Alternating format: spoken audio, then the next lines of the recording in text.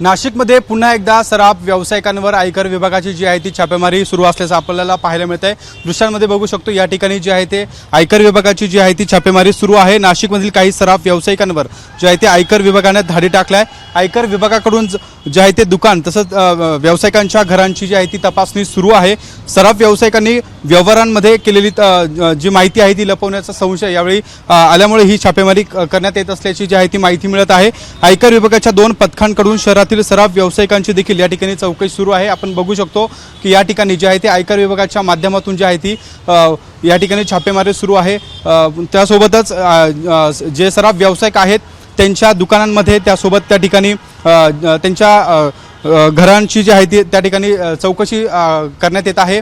अनेक ठिकाणी जे आहे तो माहिती जी आहे ती लपवल्याची माहिती मिळत असल्यामुळे आलेल्या संशयामुळे ही जी आहे ती कारवाई सुरू असल्याचं बोललं जात आहे। आयकर विभागाच्या 2 पथकांकडून शहरातील सराफ व्यावसायिकांची जी आहे ती चौकशी सुरू आहेत। या ठिकाणी सराफ व्यावसायिकांच्या छापेमारीमध्ये 2 पथक देखील या ठिकाणी दाखल झाले अशी देखील माहिती समोर येते आहे। आपण बघू शकतो की नाशिकमधील जे आहे ते सराफ व्यावसायिकांच्या दुकानांवर आहे ती आयकर विभागाच्या माध्यमातून या ठिकाणी छापेमारी सुरू असल्याचं पाहायला मिळत आहे।